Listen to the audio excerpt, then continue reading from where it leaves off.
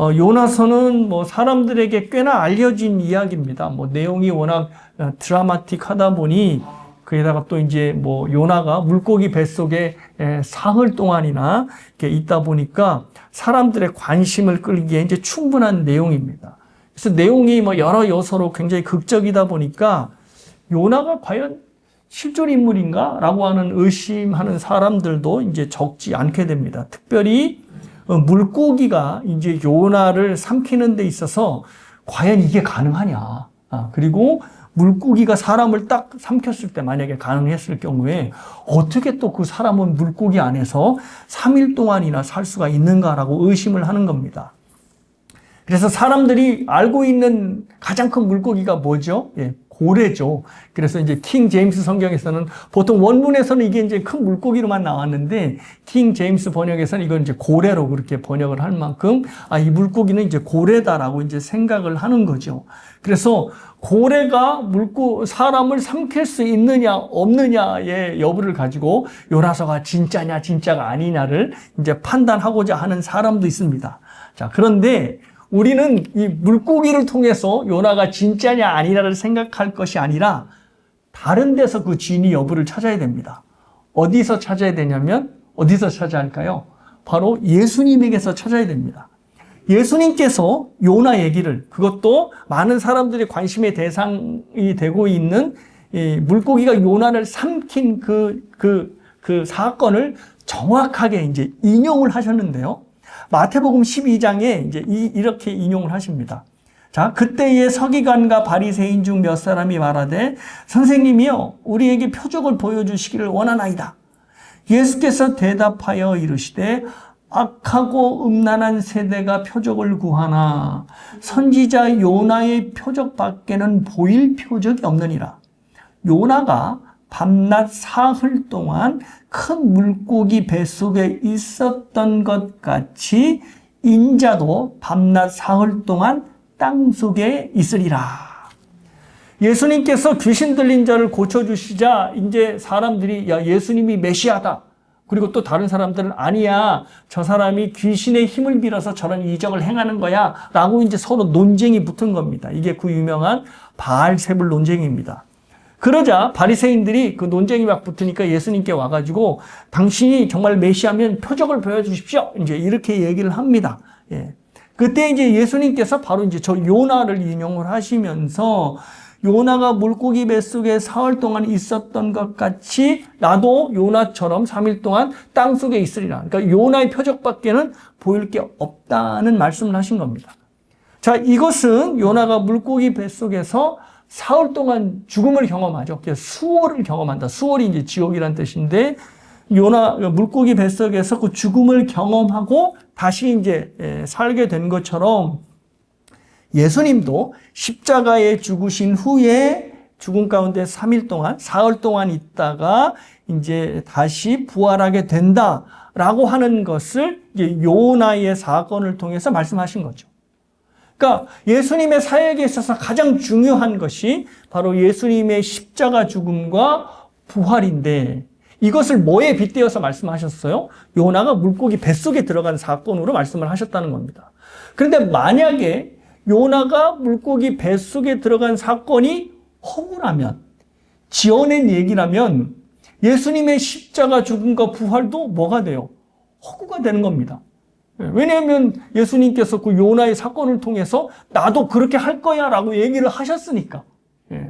그러니까 지금 그러니까 예수님의 십자가 죽음과 부활이 사실이니까 예수님께서 다른 사실의 이야기를 가져와서 지금 말씀을 하신 건데 그 다른 사실의 이야기가 바로 요나가 물고기 3일 동안 뱃속에서 들어간 그 사건인 것입니다.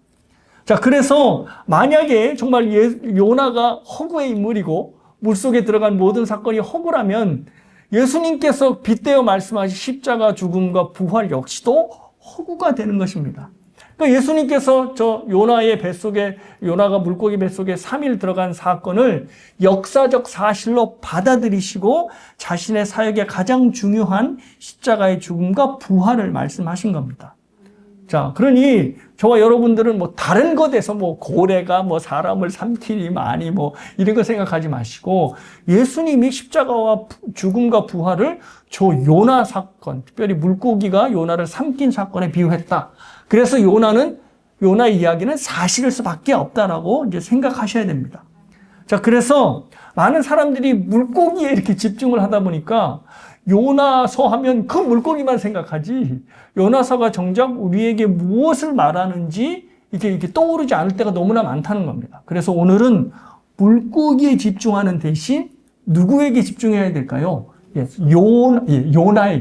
요나에게 먼저 집중을 하셔야 되는 겁니다. 그래서 오늘은 좀 요나에게 집중을 하려 하는데요.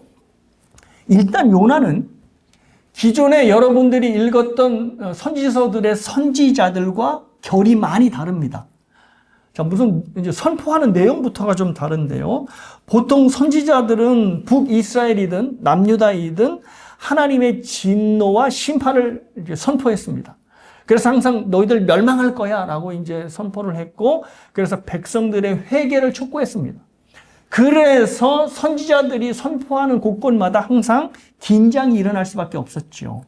자, 요나가 활동했던 북이스라엘도 북이스라엘 백성들이 회개를 해야만 하는 그런 죄악이 가득한 시대였습니다. 그 배경을 이제 열왕기하 14장에서 언급을 하는데요. 좀 길지만 제가 읽어드릴게요. 화면을 좀 보십시오. 유다의 왕 요아스의 아들 아마샤 제15년에 이스라엘의 왕 요아스의 아들 여로보암이, 이건 여로보암 2세입니다. 여로보암이 사마리아에서 왕이 되어 41년간 다스렸으며 여호와 보시기에 악을 행하여 이스라엘에게 범죄하게 한 느밧의 아들 여로보암의 모든 죄에서 떠나지 아니하였더라. 이스라엘 하나님 여호와께서 그의 종 가드 헤멜 아미떼의 아들 선지자 요나를 통하여 하신 말씀과 같이 여로보암이 이스라엘 영토를 회복하되 하맛 어귀에서부터 아라바 바다까지 하였으니 이는 여호와께서 이스라엘 고난이 심하여 매인자도 없고 노인자도 없고 이스라엘을 도울 자도 없음을 보셨고 여호와께서 또 이스라엘의 이름을 천하에서 없이 하겠다고도 아니하셨으므로 요아스의 아들 여로보암의 손으로 구원하심이었더라. 여로보암 2세 때가 이제 북이스라엘이 다스리던 어떤 배경이 되는데요. 여로보암 2세도 어떤 왕이다? 여호와 보시기에 악한 왕이야. 그러니까 왕이 악하다는 것은 북이스라엘 전체가 큰 죄악에 빠져 있다는 얘기거든요. 그러니까 여전히 하나님의 진노 아래 심판에 있다는 거죠. 자, 그런데 그 북이스라엘 백성들한테 요나가 한 메시지가 뭐냐면 너희들은 멸망할 거야. 이렇게 선포한 게 아니라 뭐라고 선포했냐면 여로보암이 이스라엘 영토를 회복하되, 그러니까 여로보암 2세가죠. 2세가 이스라엘 영토를 회복하되 하맛 어귀에서부터 아라바까지 회복하리라. 그러니까 지금 뭐냐면 북이스라엘의 영토가 원래는 이제 저기까지가 영토였는데 힘이 약해지다 보니까 저걸 이제 아람에게 빼앗겼어요. 그런데 북이스라엘의 지금의 왕인 여로보암 2세가 그 빼앗긴 땅을 회복하겠다는 겁니다. 그러니까 뭐냐면 북이스라엘의 어떤 멸망이 아니라 북이스라엘의 부흥을 선언한 것입니다. 그러니까 여태까지 여러분들이 읽었던 선지자들은 어떻게 선포를 해요? 너희들은 이제 망할 거야. 너희들은 이제 패망할 거야. 이렇게 이제 선포를 하는데 이 요나는 우리 북이스라엘은 이제 국경이 넓어지고 크게 땅이 회복될 거야. 부흥할 거야. 이렇게 얘기를 했습니다. 이 기존의 선지자와 요나가 좀 많이 결이 다른 거죠.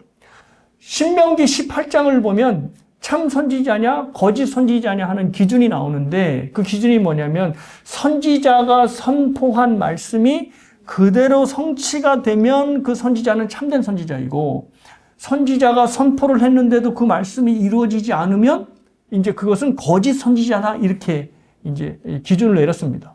그래서 그때 당시에는 수많은 거짓 선지자들이 이제 북이스라엘에서 이제 선포를 했는데 그 내용들이 다 이런 겁니다. 우리나라는 잘 될 거야. 우리나라는 부강할 거야. 우리나라는 부흥할 거야. 라고 하는 이제 외침을 한 것입니다. 그러니까 백성들이 그 말을 듣고 회개를 할까요? 안 할까요? 안 하죠. 왜 자기 나라가 잘 될 거라는데 왜 회개를 하겠어요? 그러니까 그러니까 결국은 북이스라엘이 다 망했잖아요. 그러니까 이들이 선포한 내용들은 다 거짓이고 성취가 되지 않았으니까 다 어떻게 해요? 거짓 선지자들인 겁니다. 자, 근데 요나 선지자의 선포한 맥락도 이와 같아요. 왜? 북이스라엘이 영토를 회복하고 영토를 회복한다는 얘기는 부강하게 된다는 거잖아요. 부강하게 된다는 것을 외쳤는데, 그러면 요나가 거짓 선지자인가? 그런데 그 요나가 선포한 말씀이 어떻게 됐어요? 그대로 성취가 되었다는 것입니다. 그래서 아까 읽었던 본문의 말씀이 이제 아라바까지 그렇게 이제 회복되니라 라고 이제 그렇게 나오는 겁니다. 그러니까 요나가 어떤 선지자인가요? 거짓 선지자가 아니고 참된 하나님의 선지자라는 거죠. 왜? 그가 선포한 말씀이 그대로 성취가 되었습니까? 자, 그런데 문제는 요나를 보면 요나가 전혀 하나님의 참된 선지자로 보이지 않는다는 겁니다. 그러니까 시작부터가 그럽니다. 하나님께서 요나에게 소명을 주시는데 요나가 문제를 일으킵니다. 하나님께서 니느웨에 가서, 여기서 니느웨란 아시리아의 수도입니다. 니느웨에 가서 하나님의 심판을 선포해라 라고 하는 겁니다. 그러니까 지금까지의 선지자들이 하나님께 받은 명령은 북이스라엘 또는 남유다에서 이제 그들의 멸망을 선포하고 또 주변 국가들의 멸망도 유다와 북이스라엘에서 이제 선포하도록 그렇게 했는데 유독 요나만큼은 아시리아인 니느웨에 직접 가서 선포를 하라는 겁니다. 그러니까 좀 명령이 좀 희한하긴 합니다. 좀 이상하게 느껴졌을 건데 이게 좀 요나의 마음을 괴롭게 했던 모양입니다. 왜냐하면 당시는 아시리아가 확 이렇게 크게 넓은 제국으로 되지 않고 점점 힘을 길러가던 이제 시기였습니다. 그러니까 북이스라엘에게 실질적인 위협이 되지 못하는 상황입니다. 그럼에도 불구하고 이제 아시리아가 점점 커지면서 주변 나라들을 제압하고 있는 상황이니까 요나가 그것을 딱 보고 지금은 괜찮지만 아시리아가 언젠가 북이스라엘에게 상당한 위협이 되겠다라고 생각했을 것이 분명합니다. 자, 그런데 이제 하나님께서 이제 요나에게 네가 니느웨에 가서 너희들의 죄악이 하나님께 상달되었으니 회개해라고 선포를 하라는 겁니다. 그러니까 이 명령을 듣고 요나가 기뻐하지 않았을 겁니다. 왜냐하면 아시리아는 빨리 망해야지. 그죠? 빨리 망해야지 북이스라엘에게 위협이 되지 않을 텐데 혹시 이들이 말씀을 듣고 회개라도 한다면 그래서 멸망이 늦춰지기라도 한다면 북이스라엘에게 손해잖아요. 그러니까 이거 이렇게 되면 안 되는데라고 나름대로 계산을 했던 모양입니다. 자, 그런데 선지자는 하나님의 말씀을 받고 계산하면 돼요? 안 돼요? 안 됩니다. 그것이 아무리 이건 말이 안 되는데? 라고 생각을 해도 어떻게 해요? 하나님의 말씀이니까 해야 합니다. 호세아 선지자 보세요. 하나님께서 누구랑 결혼하라고 했죠? 음녀, 고멜, 완전히 바람기가 다분한 그런 여자랑 결혼하라고 했잖아요. 그런데 호세아가 했습니까? 안 했습니까? 했습니다. 왜? 하나님께서 그렇게 명령을 하시니까. 그러니까 여러 가지 계산을 하면 안 되는데 이 요나가 여러 가지 계산을 했던 모양입니다. 그래서 어떻게 해요? 나 하나님의 말씀에 따를 수 없어? 라고 하여서 니느웨로 가야 하는데 니느웨의 정반대인 다시스로 가는 배를 타고 그냥 떠나버리게 된 것입니다. 그러니까 요나의 이 행동 자체가 나는 하나님의 명령에 따를 수 없습니다. 라고 행동으로 답변을 한 것입니다. 그러니까 하나님의 말씀에 정면으로 도전하고 있지요. 야, 이게 과연 참 선지자인가? 자, 그런데 하나님이 그런 요나를 가만히 놔두진 않으십니다. 왜? 하나님께서는 오늘 설교 제목처럼 포기하지 않으시는 하나님이니까. 그래서 요나가 탄 배에 폭풍우를 던지시고 요나를 가로막으셨습니다. 그러니까 이 폭풍우가 요나에게 메시지가 되는 거예요. 어떤 메시지가 되냐면 아니야, 너 잘못하고 있어. 빨리 니느웨로 가. 이렇게 메시지를 전하는 건데 요나가 끝까지 순종하나요? 안 하나요? 순종하지 않습니다. 오히려 제비뽑기로 자신이 뽑히자 자신을 바다에 던지라고 합니다. 그러니까 이것을 여러분이 오해해서 아이고 자신 때문에 뭐 사람들이 고통받으니까 이건 뭐 어떤 호의로 나를 빠치면 너희들이 살 거야 라고 하는 의미로 빠뜨리라는 게 아니라 그래요? 그럼 저를 죽이십시오. 제가 바다에 들어가서 죽으면 되는 거 아닙니까? 라고 이제 이야기를 하는 겁니다. 그러니까 뭐냐면 나는 어떻게 해요? 끝까지 니느웨에 가지 않겠습니다. 차라리 바다에 빠져 죽고 말지요. 라고 하는 것이 요나의 답변이었습니다. 그러니까 지금까지의 행동을 하나씩 보면 요나가 하나님께 순종할 마음이 있습니까? 없습니까? 없습니다. 죽으면 죽었지 절대 하나님의 말씀에 따르지 않겠습니다. 라고 대놓고 행동을 합니다. 이해가 안 되죠. 자, 그런데 아시리아가 어떤 나라인지를 생각해 보면 요나가 왜 이렇게까지 하는 게 조금 이해가 됩니다. 제가 이제 그 전에 설교 때도 말씀을 드렸듯이 아시리아는 당시 고대 근동의 깡패 국가였거든요. 그래서 점점 다스리는 나라가 많아질수록 이들이 그 나라를 다스리는 방법으로 무엇을 사용했냐면 공포심을 사용했습니다. 그 넓은 지역을 다스리는 데 한계가 있으니까 아예 나라를 점령할 때 사람들 보는 앞에서 끔찍하게 죽여서 우리가 아시리아에 잘못했다가는 저런 잔인한 죽음을 당한다. 그러니까 뭐 껍질이 벗겨지고 뭐 혀를 빼고 하여튼 그런 끔찍한 일들을 했다고 그래요. 이게 이제 역사의 문헌에 고스란히 기록되어 있고 그게 이제 대형 박물관에도 이제 그게 부조로 이제 있다고 그러죠. 그러니까 공포심을 주게 함으로 이게 아수르에 감히 대적을 못하게 한 것이죠. 그러니까 그의 악명이 어떻게 해요? 당시 고대 근동의 모든 나라에 퍼졌으니 요나가 아수르를 아주 기분 좋게 볼 리가 없는 것입니다. 그런데 그런 나라에 가서 하나님의 심판을 전해라 하니까 요나가 내킬 리가 없는 거죠. 그리고 또 우리가 이미 4장을 읽었지만 하나님은 인애와 자비가 풍성하시고 노하기를 더디하시는 분이니 혹시나 니느웨가 돌이키기만 한다면 용서해 주실 것이 뻔하다. 그러면 니느웨의 멸망이 지연되는 걸 텐데 이건 북이스라엘에게 좋지 않아 라고 해서 이제 자신이 바다에 들어가 죽을 것까지 생각을 했던 겁니다. 그런데 하나님이 가만 놔두시나요? 아니죠. 포기하지 않는 하나님께서 어떻게 해요? 물고기를 보내십니다. 그래서 물고기를 보내셔가지고 요나를 삼키게 하여서 3일 동안 물고기 뱃속에 갇게 하십니다. 자, 이쯤 되면 이제 물고기 얘기가 또 나왔는데 어떻게 요나가 물고기 뱃속에 3일 동안이나 있었죠? 이제 궁금해 하실 것 같은데 이거는 제가 징교 시간 마치고 설명을 하겠습니다. 이것까지 설명을 하면 설교 시간이 너무 길어질 것 같아서 그런데 합리적으로 설명할 수 있습니다. 예. 분명히 그런 고래 안에는 그런 공간이 있습니다. 이따 보여드릴게요. 자, 근데 아까도 말씀드렸지만 우리가 집중할 것은 물고기가 아니라 누구다? 요나다. 그러니까 요나에 이제 집중하셔야 됩니다. 자, 하나님께서는 끝까지 거부하는 요나를 이제 물고기 뱃속에 집어 넣으셨습니다. 자, 그 물고기 뱃속이 어떤 것인지를 우리가 구체적으로 경험하지 못했지만 얼마나 괴로운 장소냐면 요나가 물고기 뱃속을 수올의 뱃속으로 말하고 있습니다. 아까 말했지만 수올은 뭐다? 지옥. 그러니까 완전히 물고기 뱃속에서 지옥을 경험한 것입니다. 자, 여기서 일단 중요한 한 포인트가 있는데요. 요나처럼 하나님의 말씀을 거역하고 자기의 뜻대로 살다가는 결국 뭐를 경험하게 된다? 스올, 그렇죠. 지옥을 경험하게 된다는 겁니다. 여러분이 요나서를 읽어보면 요나가 하나님의 말씀을 거역하면서부터 계속해서 내려가는 인생을 살아요. 자, 하나님의 말씀을 받고 거역하기 위해서 욥바로 내려가요.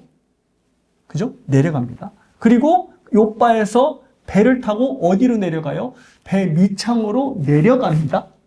그리고 또 어떻게 돼요? 결국 바다 밑에 내려가서 물고기에 먹혀가지고 바다 밑바닥으로 내려가게 됩니다. 자, 요나는 자기 뜻을 딱 세웠죠. 그리고 자기 뜻대로 하는데 인생이 올라가는 인생이 아니라 점점점 내려가는 인생을 살게 되는 겁니다. 그리고 결국 무엇을 만나요?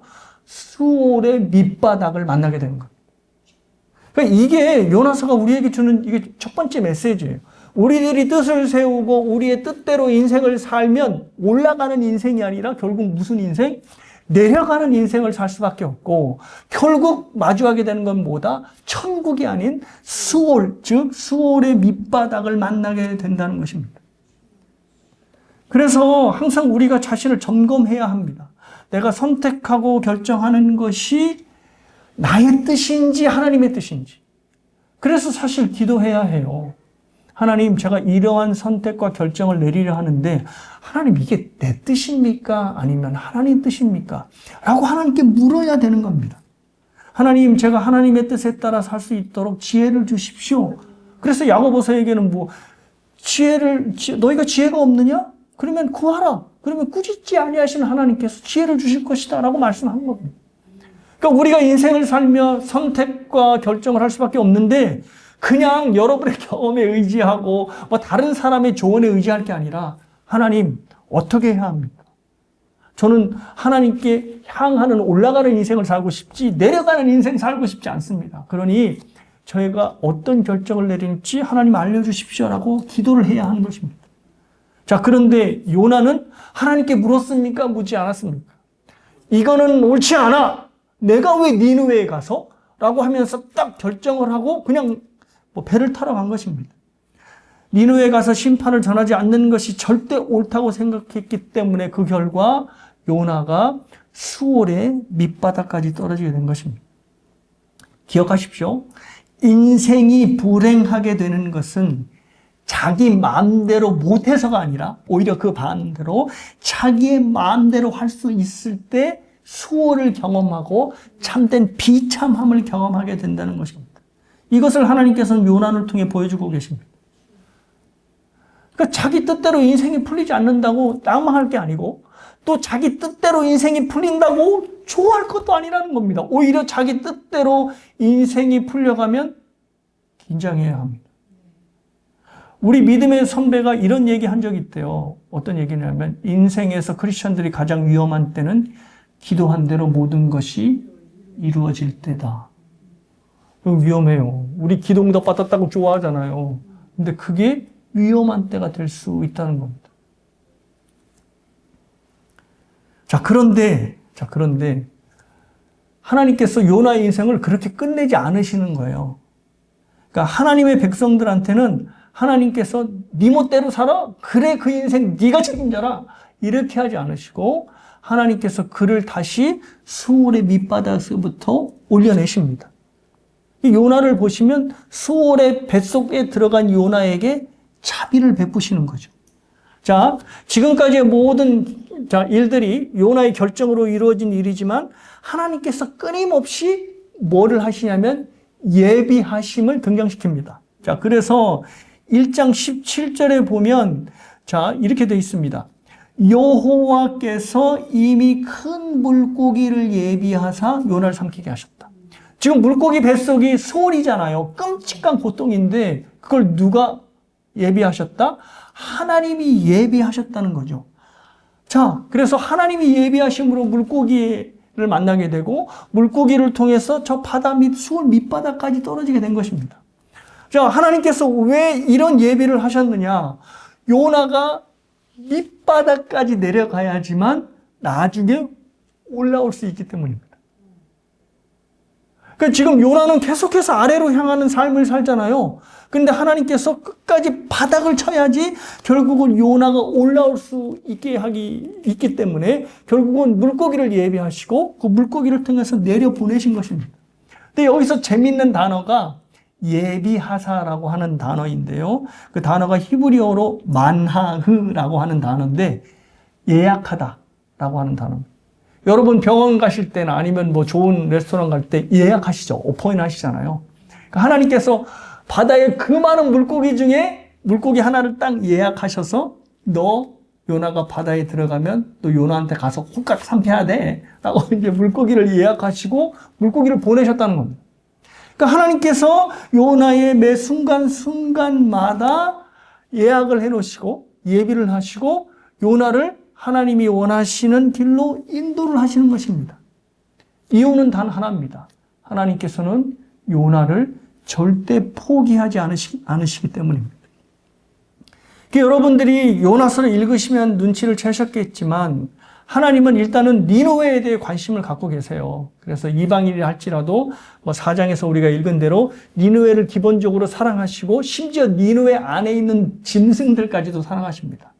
자, 그런데 요나서 1장에서부터 4장까지 아주 끊이지 않게 계속해서 우리에게 보여주는 건 뭐냐면 하나님께서 요나에 대한 관심과 사랑이 너무 지극하시다라는 겁니다. 그래서 그렇게 요나가 멋대로 결정하고 자기 마음대로 행동해도 하나님께서는 끊임없이 요나의 인생을 개입하셔서 요나가 하나님이 원하시는 길로 가게 만드십니다. 그 단어가, 그 증거의 단어가 바로 예비라는 단어입니다.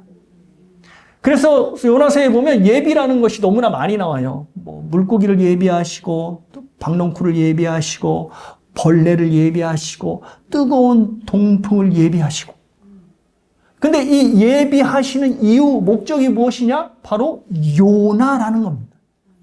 그러니까 예비하심의 목적이 모두 다 요나를 향해 있는 겁니다. 그러니까 하나님께서는 오로지, 물론 니느웨도 하나님이 사랑하시지만 요나를 하나님이 원하시는 참된 선지자로 기르겠다라고 하는 목적으로 매 순간 예비하셔서 그 예비하신 대로 인생을 진행시켜 나가는 것입니다.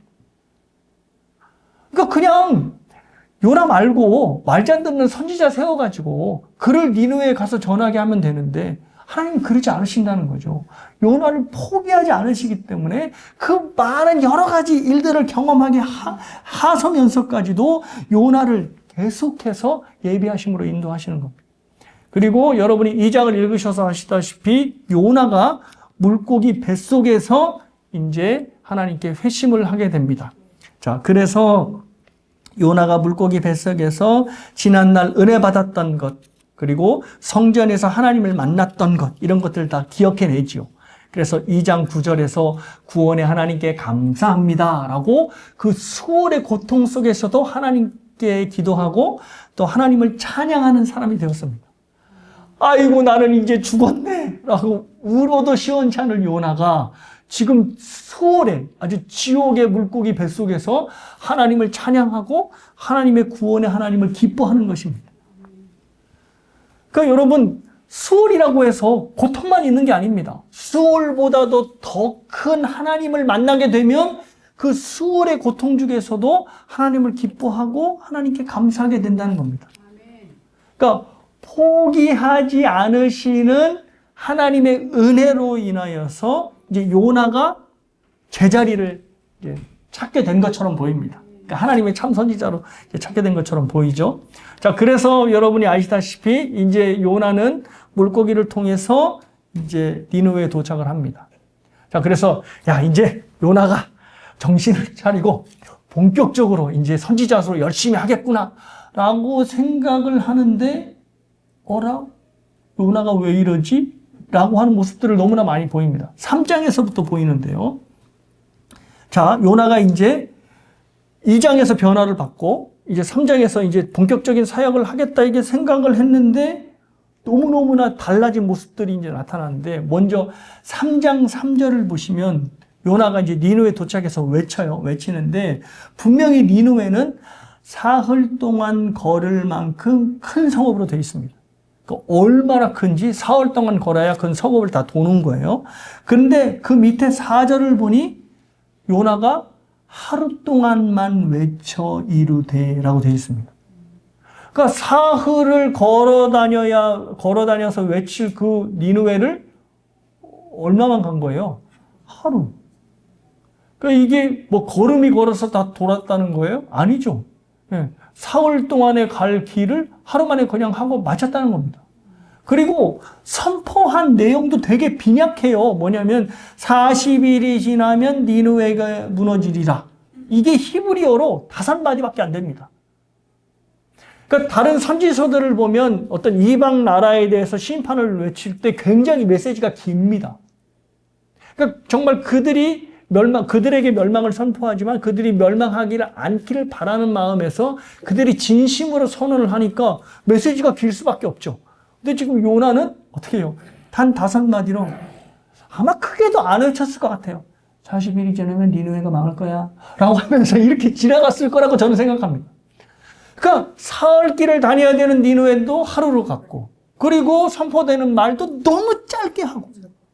그러니까 요나가 대충 사역을 했다고밖에 생각할 수 없는 것이죠. 자, 그런데 대충 사역을 했는데 웬걸 니느웨에서 엄청난 회심이 일어나게 된 것입니다. 북이스라엘 그리고 남유다에서도 일어나지 않았던 엄청난 회개 운동이 일어난 것이죠. 심지어 짐승에게까지도 뭐를 입혀서 굵은 베옷을 입혀서 그 회개에 동참하게 한 것입니다.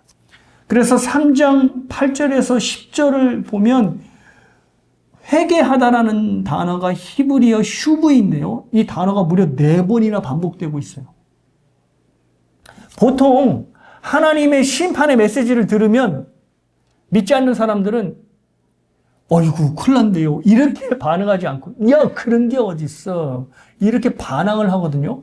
자, 그런데 니느웨가 망한다라고 하는 이 4마디의 말을 듣고 엄청난 회개 운동이 일어난 겁니다. 왕에서부터 짐승에까지 전부 다 회개 운동이 일어나니 정말로 엄청난 일이 일어난 것이죠. 그러니까 지금 왜 굳이 요나를 니느웨에 가서 회개 메시지를 전하라고 하는 그 하나님의 의도가 드러나는 거죠. 야, 니느웨가 이 정도로 해서 회개를 할 정도면 북이스라엘은 당연히 더 회개를 해야 되지 않겠냐? 그러니 네가 니느웨에 경험했던 일들을 북이스라엘 사람들에게 말하고, 그리고 북이스라엘과 함께 하나님께 회개하고 돌아오도록 하라라고 하는 의도가 요나에게 전달되었고, 그래서 요나가 행해야 되는 겁니다. 그 요나가 충분히 야 이건 말도 안 된다. 어떻게 이런 짧은 메시지에 이들이 엄청나게 회개할 수 있지? 라고 하는 것으로 하나님, 내가 하나님의 의도를 알았습니다. 왜 나에게 니느웨로 가라고 말을 하셨는지라고 생각하고 하나님을 기뻐해야 하고 찬양해야 합니다. 그런데 요나가 전혀 다른 반응을 보입니다. 그게 이제 4장 1절에서 3절인데요. 요나가 매우 싫어하고 성내며 여호와께 기도하여 이르되 여호와여 내가 고국에 있을 때 이러하겠다고 말씀하시지 아니하였나이까. 그러므로 내가 빨리 다시스로 도망하였사오니 주께서는 은혜로우시고 자비로우시며 노하기를 더디하시며 인내가 크시사 뜻을 돌이켜 재앙을 내리지 아니하시는 하나님이신 줄을 누가 알았다? 내가 알았음이니이다. 여호와여 원하건대 이제 내 생명을 고도로 가서서 사는 것보다 죽는 것이 내게 나음이니이다. 그러니까 요나가 뭐 이렇게 똑똑했던 것 같아요. 그래서 아무리 완악한 니느웨라도 하나님의 말씀을 들으면 충분히 이들이 회개할 수 있다고 하는 가능성을 봐서 일부러 다시스로 간 겁니다. 그런데 하나님께서 기어코 자기를 잡아다가 어디로? 니느웨로 가서 니느웨에 엄청난 회심을 시키고 하나님께서 그들을 용서하니 불같이 화를 내는 겁니다. 자, 그런데 요나가 얼마나 화를 냈냐면 여기서 성을 내다라고 하는 단어가 어떤 단어랑 같냐면 가인이 아벨을 죽이고자 하여서 성낼 때라고 하는 그 단어와 같습니다. 그러니까 사람을 죽이려고 할 때 내는 화를 지금 요나가 누구한테 내는 거예요? 하나님에게 내는 겁니다. 와, 정말 요나는 대단한 선지자에게요. 네. 아니, 정말 뭐 설교단에서 이런 말 하면 좀 그렇지만 미친놈이라고밖에 할 수 없을 정도로 하나님께 이런 살기를 띠고 화를 내는 겁니다. 자, 이 부분이 가장 우리에게 당혹감을 주는 부분이라고 생각합니다. 왜냐하면 요나서 2장에 등장한 요나의 회심과 지금 4장에 드러나는 요나의 모습이 너무나 달라 보이는 거예요. 만약에 2장이 없었다면, 그래서 요나의 회심이 없었다면, 그렇지, 뭐, 요나가 그렇게 화를 낼 만도 해. 왜, 너무 싫어가지고, 뭐, 다시스로 갔으니까, 뭐, 요나가 화를 낼 만하지. 그런데 문제는 2장이 있다는 거예요. 2장 안에서 수월의 뱃속에서 하나님을 찬양하고 하나님을 기뻐하고 그래서 우리는 그 요나를 보고 요나가 이제 돌아왔구만 라고 이제 기뻐를 했는데 아니 4장에 가니까 하나님께 막 살기를 띠고 화를 내니까 이거는 예전으로 돌아간 게 아니라 더 안 좋아진 거예요. 왜냐하면 예전에는 하나님께 살기를 띠고 막 말을 하진 않아요. 막 화를 내진 않았잖아요. 근데 지금 하나님께 살기를 띠고 화를 내니 이거 더 안 좋아진 겁니다. 자, 이제 점점 끝으로 향해 가는데, 과연 이거를 통해서 우리에게 주시는 메시지가 뭘까요? 하나님께서 뭘 보게 하시는 걸까요?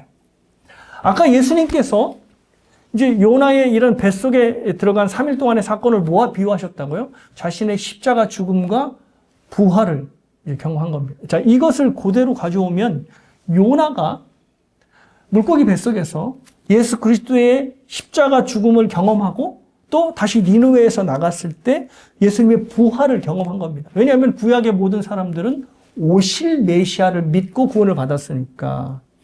요나는 물고기 뱃속에서 그리스도의 십자가의 죽음을 경험하고 그리고 니느웨를 통해서 다시 살게 되었을 때 그리스도의 부활을 경험한 것이죠. 그러니까 요나와 우리가 갖는 공통점이 바로 이겁니다. 우리도 예수 그리스도의 십자가를 통하여 죽음을 경험하고 또 예수님의 부활을 통하여 또 우리가 부활의 상황으로 된 거잖아요. 그러니까 요나의 경험과 우리의 경험이 맥을 같이 하는 겁니다. 자, 그런데 요나가 십자가의 죽음을 경험하고 난 후에 그리고 부활에 된 이 경험을 한 후에도 어떻게 해요? 하나님께 분을 내고 화를 내죠. 우리를 생각해 보시면 이해되지 않으세요? 우리가 예수 그리스도의 십자가를 경험했어요. 그렇죠? 그래서 갈라디아서 2장 20절의 말씀처럼 그리스도와 함께 십자가에 못 박혔어요. 그래서 죄에 대해서 죽은 자가 되었어요. 그리고 예수님이 부활하실 때 의에 대하여 부활한 자가 되었어요. 그런 우리가 어떻게 해요? 요나처럼 틈만 있으면 화를 내요. 성을 내요. 아니, 하나님, 그건 그렇게 하면 안 되죠. 아, 왜 이렇게 저렇게 악한 놈들이 왜, 쟤는 분명히 나보다 더 악하는데, 왜 쟤는 잘 되고 나는 이러는 겁니까? 라고 화를 내는 겁니다. 근데 여기에 대해서 하나님이 뭐라고 질문을 하시죠? 네가 성내는 것이 옳으냐? 라고 질문하는 거예요. 자, 왜 요나가 니느웨를 보면서 화를 내냐면 저들은 하나님의 은혜를 받을 자격이 없고 나는 하나님의 은혜를 받을 자격이 있습니다. 라는 거죠. 그래서 박넝쿨이 없어지는 것에 대해서 분노하는 거예요. 왜? 하나님의 선지자라면 박넝쿨로 나를 시원하게 해주셔야지. 왜 나를 이렇게 괴롭히십니까? 나는 그만한 대접을 받을 만한 사람이 아닙니다. 하나님께 대접받는 사람이어야 됩니다. 라고 하면서 막 화를 내는 거예요. 그러니까 하나님이 야, 네가 성내는 게 맞냐? 라고 질문하는 겁니다. 1장 1절에서 요나를 뭐로 설명을 하냐면 아미떼의 아들이라고 얘기를 하죠. 그 아미떼가 어디 사람입니까? 유다 사람이에요. 그러니까 요나는 유다 사람인 아버지에게서 났으니 그가 유다 사람이 되었고 그래서 하나님의 선지자로 산 겁니다. 근데 만일 요나가 유다에서 태어나지 않고 니느웨에서 태어났다면 어떻게 됐을까요? 똑같이 니느웨 사람들처럼 우상 숭배자로 살다가 죽었을 겁니다. 그러니까 자기가 뭔가 특별하기 때문에 유대 사람이 되었고 뭔가 유대 사람들 중에 특별하기 때문에 선지자가 되는 것이 아니라 하나님께서 그를 유다 땅에 태어나게 하셨고 또 선지자로 부르셨기 때문에 선지자가 되는 겁니다. 누구 때문에? 하나님의 은혜 때문에. 근데 이것을 생각하지 못하니까 자기가 무언가 됐냐. 제가 좋아하는 드라마 중에 어떤 사람이 그 얘기 하더라고요. 야, 너 뭐 돼? 폭삭 속았수다에 나오더라고요. 너 뭐 돼? 그러니까 마치 이 요나가 무엇이라도 자기가 됐냐. 나는 이런 대접을 받을 사람이 아닌데요? 니느웨는 그렇지만 저는 아닙니다라고 화를 내는 겁니다. 근데 사랑하는 여러분, 우리가 요나가 옹졸하다고만 얘기하는 이 옹졸함이 우리에게도 있게 될 수 있다는 걸 기억해야 합니다. 언제? 우리가 하나님의 은혜를 잊고 우리의 사는 모든 것이 하나님에게서부터 왔다는 것을 잊고 살을 때. 그래서 나는 내가 내 인생 결정하고 내 인생 결정하는 대로 나는 살아낼 수 있어. 힘든 이민의 삶 내가 지금 20년 30년 버텨왔잖아. 나처럼만 해. 라고 한다면 누구나 똑같은 거예요. 지금 박넝쿨이 없어졌다고 화를 내는 요나와 똑같은 거예요. 그러니까 사실 우리가 먹고 입고 살고 하는 모든 것들이 다 하나님에게서 비롯됐어요. 그러니까 여러분이 느부갓네살 이야기를 듣고 그 엄청난 제국을 다스리는 왕도 멘탈이 살짝 나가니까 어떻게 돼요?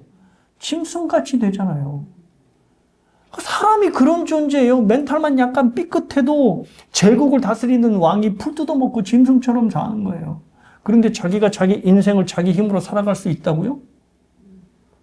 이게 바로 성경이 말하는 악마적인 죄라는 교만이라는 겁니다. 그러니까 제가 어떤 변증을 하고 얘기를 할 때 모든 사람은 하나님이 되고 싶어 하는 마음을 갖고 있습니다 하면 어떤 분은 저한테 이래요. 저는 하나님이 되고 싶어 하는 마음을 가진 적이 없는데요. 이렇게 얘기를 합니다. 그런데 하나님이 되고 싶어 하는 이 하나님이라고 하는 단어는 생각하지 못했어도 자기가 자기 힘으로 자기 인생을 살아가겠다고 생각하는 자체 그리고 그 책임감 이것이 바로 하나님이 제일 싫어하는 악마적인 죄인 교만이라는 겁니다. 그러니까 이게 사실은 너무나 심각한 죄악이고 그리고 하나님을 의지하고 믿는 우리들의 마음속에도 때때로 꿈틀꿈틀 올라오게 된다는 거예요. 그래서 하나님께서 이거를 깨게 하기 위해서 어떻게 해요? 일부러 그를 물고기 뱃속에 즉 수월의 고통을 경험케 하시는 겁니다. 근데 이거는 하나님이 버렸다는 증거가 아니라 하나님이 그를 지독하게 케어하고 있다는 증거입니다. 어린이 주일이죠. 그러니 어린이 얘기를 좀 해야 될 것 같은데 뒤에 계신 두 어머님들 잘 들어주십시오. 그리고 우리는 손주들도 또 믿음의 후배들도 잘 지켜야 되는 책임이 있으니까. 사실은 우리 아이들에게 모든 거 다 해주고 싶어 하죠. 그죠? 그래서 할 수만 있으면 모든 거 다, 막 여러 가지 해주고 싶어요. 그런데 뭐가 문제예요? 항상 돈이 문제죠. 그러니까 어떻게 해요? 돈 벌려고 더욱더 열심히 일하고 더욱더 막 해서, 그죠? 좋은 것 보여주고, 좋은 경험하게 해주고, 이제 그렇게 하는 것이 제일 끝내주는 부모라고 생각을 합니다. 근데 지금 성경이 거기에 대해 의문을 제기하는 겁니다. 그렇게 마음대로 자기 인생을 살게 하게 만들면, 그래서 너 인생을 스스로 이렇게 자존감 높게 독립적으로 주체적으로 살게 만들면 그게 더 안 좋은 건데, 그게 더 하나님을 떠나게 만드는 구실을 만드는 건데 라고 지금 성경이 우리에게 문제를 제기하는 겁니다. 그래서 지금 요나가 자기 뜻을 세우고 계속해서 어떻게 하나님을 떠나니까 그 인생이 내려가잖아요. 욥바로 내려가고 뱀창으로 내려가고 결국 물고기 뱃속을 통해 바다 밑으로 내려가고 그리고 결국 소울의 밑바닥을 경험하고. 그러니까 우리가 어린이 주일에 어린이들이 물론 귀하고 우리 자녀들이 이쁘지만 우리들이 우리 믿음의 후배들 자녀들에게 줘야 할 것이 무언가. 어떤 좋은 선물, 또 좋은 것, 아주 이게 마음에 좀 이렇게 그런 기사를 읽었어요. 뭐냐면 어린 아이들에게 주는 선물은 그게 얼마든지 부모님들이 상관하지 않는데요. 자, 그런데 부모님께 카네이션 드리는 그 카네이션은 중고를 구한다네요. 아이고, 그죠? 왜냐면 카네이션, 그 중고 마당에서 그 조화로 된 카네이션, 그런 거 싸게 구입해서 찾는. 그래서 그 기사 봤어요. 어린아이들 선물 값은 올라가고 부모님들에게 주는 카네이션 값은 이렇게 돼요. 이게 좀. 왜냐하면 성경에서는 부모 공경을 하나님 공경이라고 하는 단어로 같이 생각하거든요. 그러니까 이렇게 부모에 대해서 이런 마음, 자식이 제일인 인생을 사는 사람들이 과연 하나님을 믿을만 하겠으며 하나님을 공경하겠는가라고 하는 것에 대해서는 그러니까 정작 우리 자녀들에게는 정말로 가르쳐야 될 교훈은 뭐냐면 너한테는 의지할 그분이 계시다. 그분이 바로 누구예요? 폭풍우를 잠잠케 하시고 물고기도 예비하시고 수월의 뱃속에서 결국 그를 끌어올리셔서 하나님을 향하여 살도록 만드시는 그 하나님이 오늘 본문에서 뭐가 계속 많이 나오죠? 너의 인생을 예비하셨다. 라고 하는 가르침을 줄 수 있는 부모가 돼야죠. 그리고 믿음의 선배들이 돼야죠. 그리고 우리 자녀들, 손주들에게 그 가르침을 줘야 하지 않겠습니까? 어린이 주일날 우리에게 왜 요나를 주셨는지 좀 이해가 되더라고요. 뭐 이렇게 손주들, 그리고 여러분 자녀들, 그게 막 좋은 거 못 해주셔서 막 가슴 아파하지 마세요. 그 대신 뭘 해요? 너에게는 너에게 의지할 하나님이 계시다. 근데 엄마 아빠가 하나님을 안 믿어. 그럼 소용이 없는 거예요. 본인도 하나님을 믿고 하나님을 의지하는 삶을 살아야 우리 자녀들이 우리 엄마 아빠가 힘든 이민의 삶을 하나님을 의지함으로 사셨어. 그래서 바닥에 떨어진 것 같은 삶인데 엄마 아빠의 표정을 보니까 아니야. 이거는 위에서 항상 노는 삶을 사셨어. 라고 하는 것을 우리 부모님들의 삶을 통해 우리 자녀들이 알게 되지 않을까요? 그러한 축복이 저와 여러분의 삶에 충만하게 되시길 주님의 이름으로 축복합니다.